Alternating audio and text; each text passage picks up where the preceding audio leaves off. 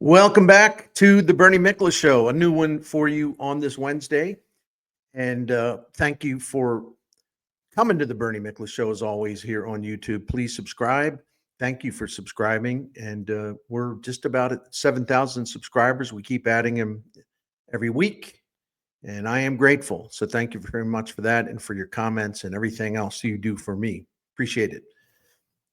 St. Louis Blues are a lot of fun. Man, have things changed since the coaching change was made by Doug Armstrong.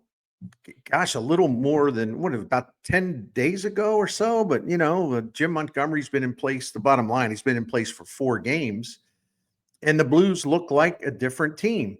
Now, let me cut something off at the pass. I am well aware of the fact that it is pretty much an NHL tradition when you make a coaching change, and this is one of the reasons why so many owners and general managers make coaching changes.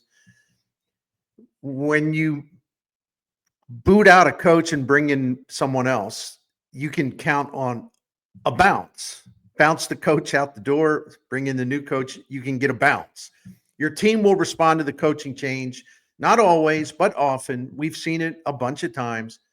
They'll respond to the coaching change and they'll play really well and everyone get their hopes up. And then all of a sudden reality kind of levels things out and the teams kind of not always, but kind of get back to who they really are.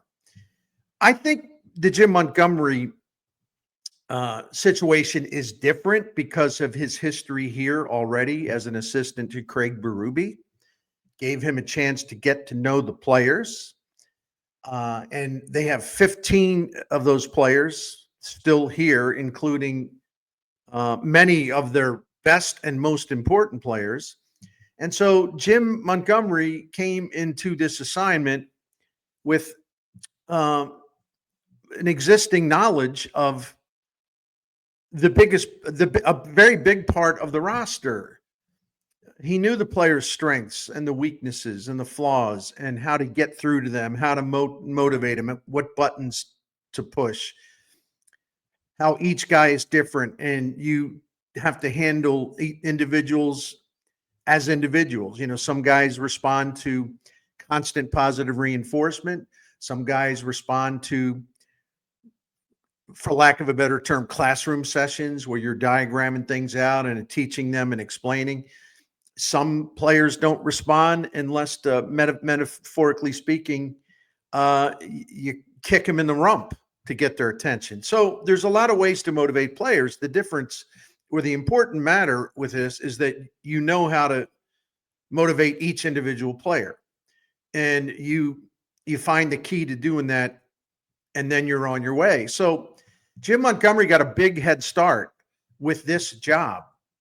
He wasn't some rando coach coming in here. This is a guy that's got a history in St. Louis with the only coach that won a Stanley Cup in franchise history, Craig Berube. And now that he's back, he's putting that institutional knowledge of this team and its players, knowledge that he amassed while he was here. And it gives him a chance to get this team going quickly. And that's why I don't think this is a fluke type deal. Now, the Blues could absolutely level off, and it's a long season, and they're going to have stretches where they don't look so hot, and then we'll all be frustrated and blah, blah, blah. That's hockey, man. It's a long season. It's a grind. We all know that. But I don't think the Blues 3-0-1 start under Jim Montgomery is a fluke. I really don't. Because he's just got a really strong foundation as he comes into this gig. And I think we're seeing what that means. And I'm going to get into more details on that. But let's go through some things. I can also identify for you in this video where the Blues have changed, how they have changed, why they are different. Again, not accidental random stuff, meaningful stuff. No, I don't expect them to go 3-0-1 the rest of the way for every 4 games they play. I'm grounded in reality. But most of us, all of us knew what was wrong with the Blues. There was a lot wrong with the Blues, and we've seen fixes made already. Not just like rah, rah, rah, go team, I'm your new coach, let's all have a good time. And then the boys go out and they play hard for a while, and then they just kind of say, what's the point? We don't like this guy either, right?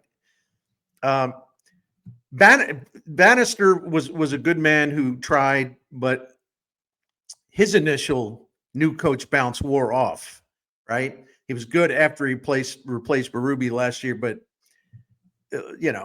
it's a lot different when the job is yours. The big job is yours. You're not just a fill-in, right?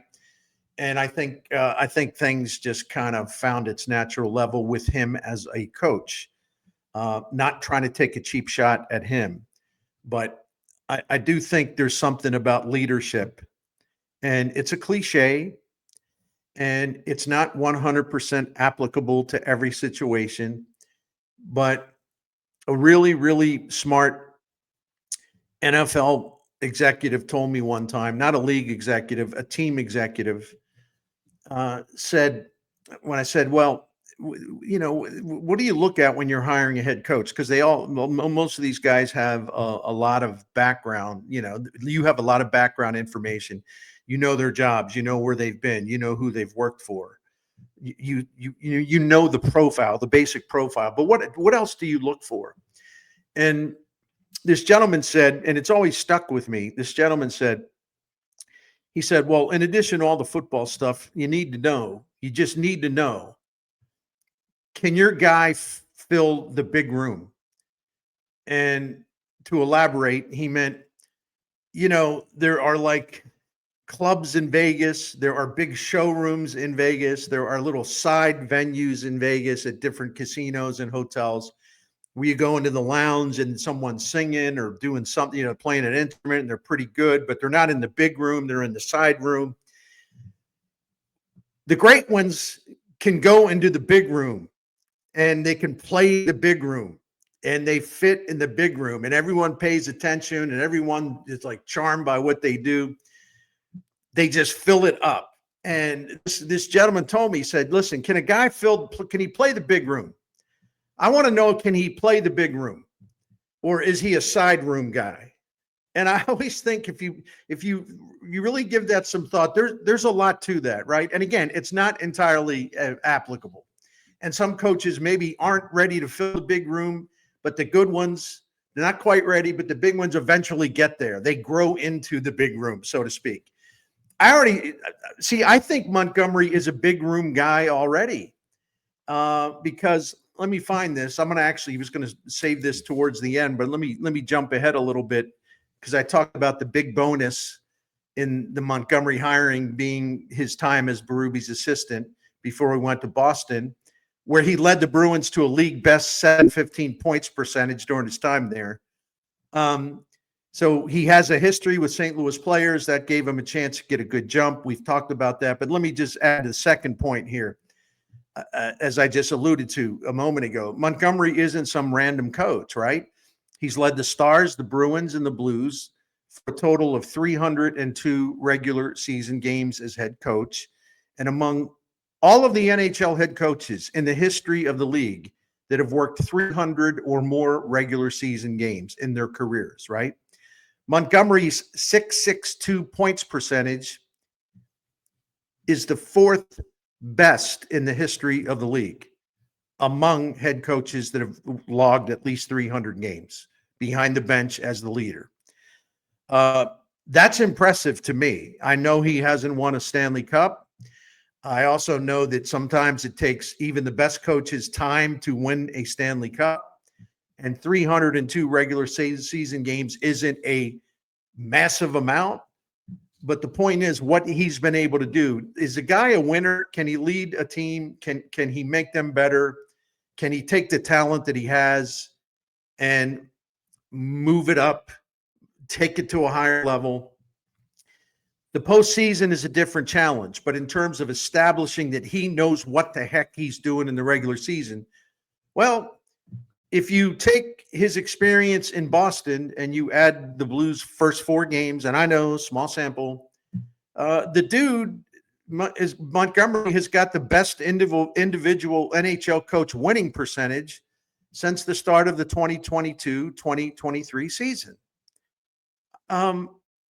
I think that's good. I'll take that. Don't know about you, but hey, I'm good. I'm down with that. I like that.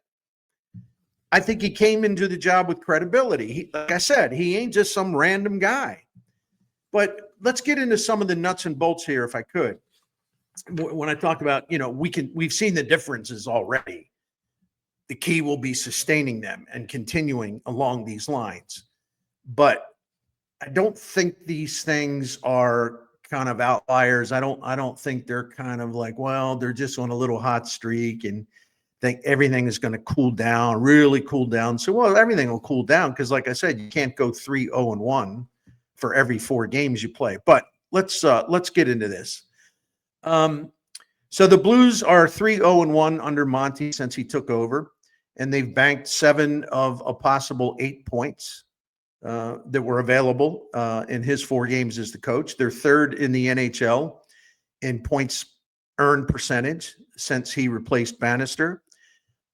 Some of the differences are pretty striking. For example, the Blues had a losing road record before the coaching change. They were 4-6-1. That their points percentage on the road ranked 20th in the NHL. This team under Bannister, this team since Montgomery replaced Bannister is 3-0 on the road, and they have outscored the home team 12-3. So one thing you want to look at a team, can they go on the road and just like basically whoop the home team? Well, Montgomery's Blues have done that. It's a good early indicator. They're not just squeaking by on the road. They're going in there and taking over the place, right? There has been maybe more importantly, or most importantly, there has been a huge change in the goal differential since Montgomery was put in charge of what had become a disorganized and demoralized hockey club that kind of lost its heart, kind of lost its way, kind of lost its love for the game collectively.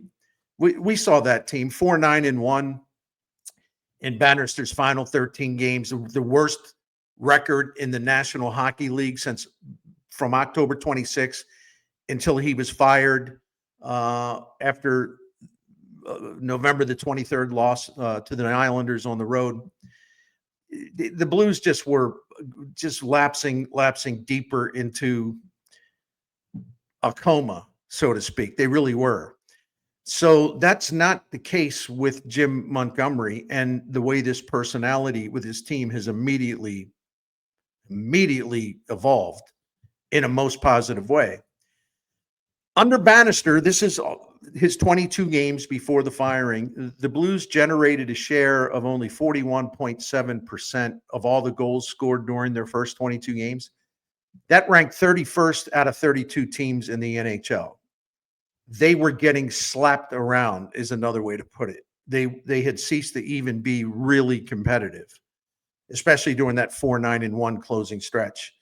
So 41.7% of the goals when he was their coach, 31st in the NHL. In Montgomery's 4 games, and again, I know, small sample, I'm all over it, the Blues have scored 70% of the goals during the competition. That is a fresh start level of dominance that ranks first in the NHL since he stepped behind the bench on November 25th at Madison Square Garden. The Blues have obviously improved their goal scoring rate since the coaching change, but to me, perhaps the most telling statistic with Monty's Blues is how they have gotten back to what they need to do and what they used to do very well before things fell apart under Bannister. The Blues are suppressing the other team's offense. The Blues are just saying, you know what? It's going to be really, really tough to score on us, and we're going to make it as difficult as possible for you to score on us. And they had gotten away with that, or away from that, I should say. And I'll add some details here in a moment. But since Monty took over, the Blues have allowed just 1.5 goals per 60 minutes. Jordan Binnington and Joel Hofer have a .947 save percentage combined over these 4 games with Monty as the new coach. And that makes sense because of what I'm about to share with you. Before Bannister got sacked, the Blues were getting terribly overrun in their own end. They were 28th in the league in the share of scoring chances in a game, 28th out of 38 two teams. 27th in their share of high danger scoring chances, which is A grade scoring chances. We're basically talking about the slot and the crease, the prime areas, right? And the Blues were down near the bottom in generating chances in these sweet spot areas, which means the other team was down in your defensive end, generating all kinds of high danger chances and scoring chances. They were winning that territorial battle, the most vital, important, crucial part of the ice in front of the net. Blues weren't getting much done at all in front of the other guy's net. And the other guys were coming down, in front of Binnington and Hofer and buzzing the net and setting up and creating traffic and just ruling that area of the ice, right? And when that happens, man, when that happens, good luck winning, okay? You can't. You can't. If they're in your end all night generating golden chances and you're kind of like getting nothing, you're not even getting the crumbs, you're straining to get an equitable amount of chances, the golden chances when you're on offense. Well, what the heck do you think is going to happen? You're going to lose a lot of games and you're going to be really boring while doing it. So I said this before the coaching change. I said, you can't expect Binnington and Hofer to save you every single night. These guys are under siege. They're doing a good job of keeping them in games. They've done a really nice job of stealing some wins that the Blues had no business winning, right? But you can't ask them to do this every single time you play. They can't build a fortress. They literally cannot build a wall in front of their own net. They were doing everything they could, but with the ice so tilted against them, if maybe that's the way to put it, at the time of the coaching change, the Blues were like 23rd in the league in save percentage. Things were cracking up because it wasn't really a fair fight. Way too much action in front of Hofer and Binnington. So Montgomery has cleaned this up because now they are limiting the other team's chances in front of the net from the sweet spots, the grade A chances, whatever you want to call it.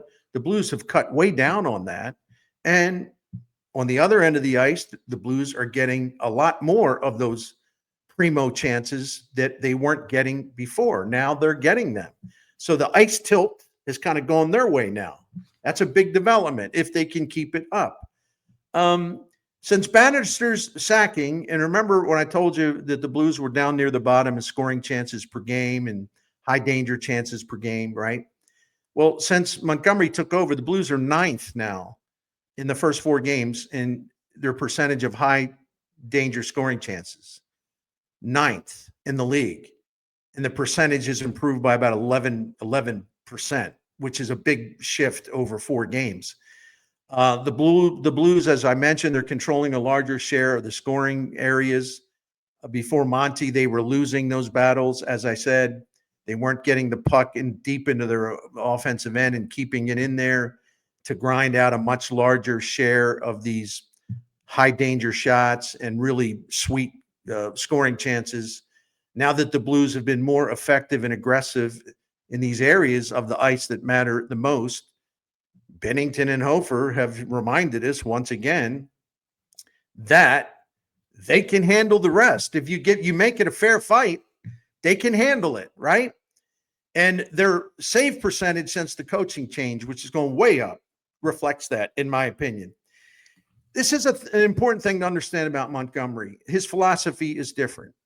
His philosophy is, you look at shot attempts towards the goal. You look at the Corsi percentage, right? And he doesn't care about that. He just doesn't care about how many shots the other side gives off, because with him, it's about the quality of the shot, not the quantity of the number of shots. And in fact, the Blues have been outshot since he took over. But again, let's remember what's important. It's just not like shooting the puck all over the place from low percentage areas. from the perimeter, from the outside. There's no one in front of the net, and you're just kind of throwing it up there. It's like you're at a boardwalk carnival trying to win one of those games of chances. Well, let me just heave this thing. Maybe I'll win a stuffed animal. I doubt, but it's hard to do. But let me just fling this thing towards those milk bottles, and you flip the rings to them at carnivals and all that stuff. Try to get it over the neck of the milk bottle. If the ring, you get one or two of those rings to fall on there, you win a stuffed animal. Well, that's what this is like.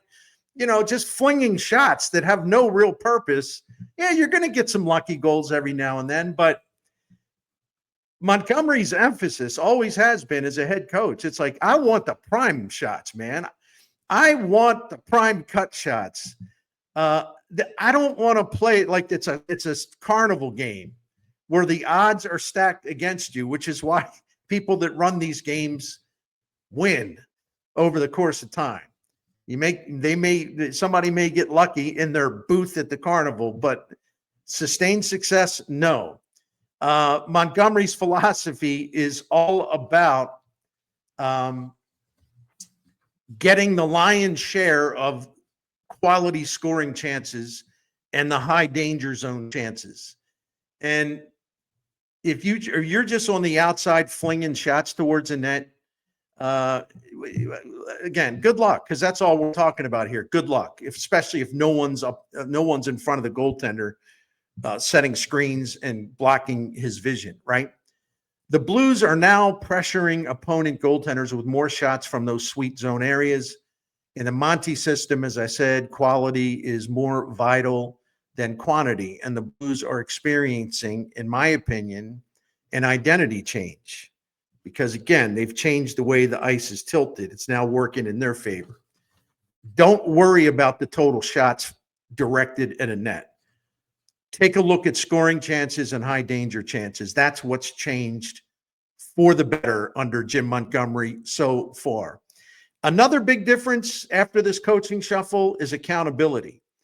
And this is very important because it's really easy to lose NHL players if you try to be the nice guy all the time. They'll take advantage of you. On the other hand, if you're someone who's screaming in their face all of the time, that wears them down and they start to tune you out. You have to find that nice balance, right?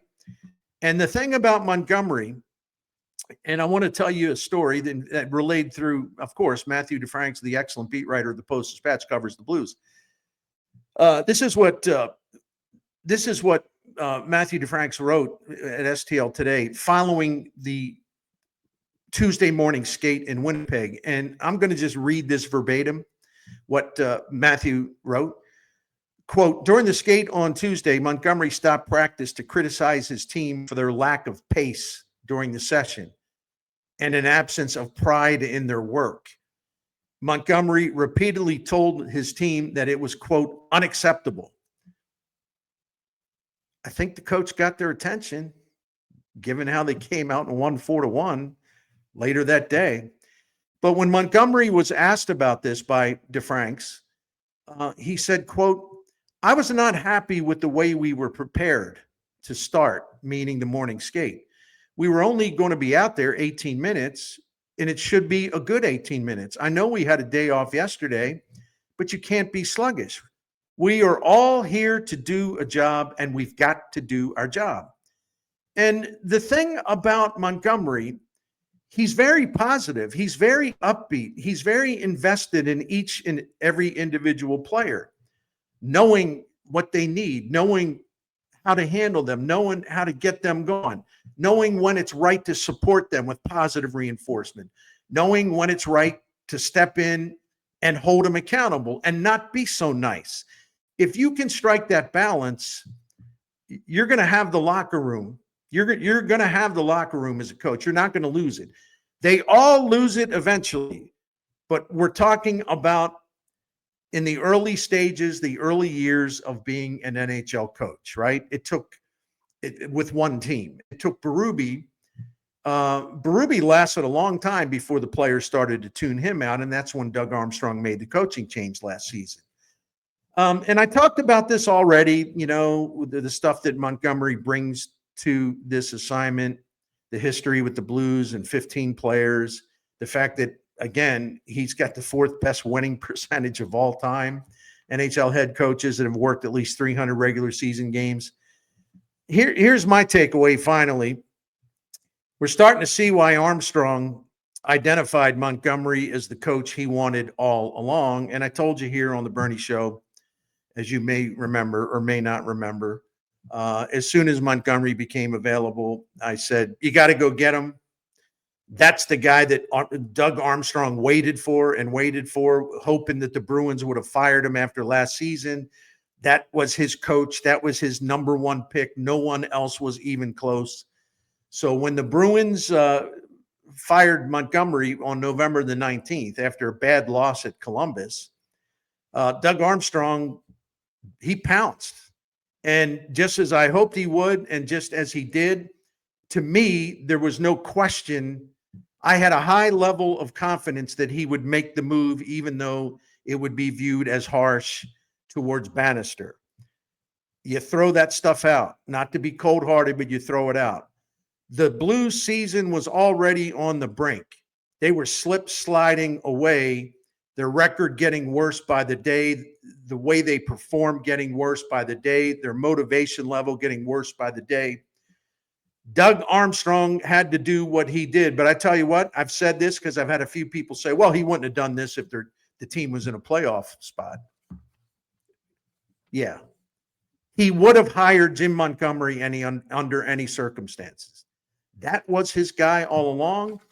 And now, if we didn't get the full picture of that, we certainly understand it now, because this coaching change seems like it's going to give the Blues a really good chance, certainly a much better chance of transforming a season that was already going off the rails.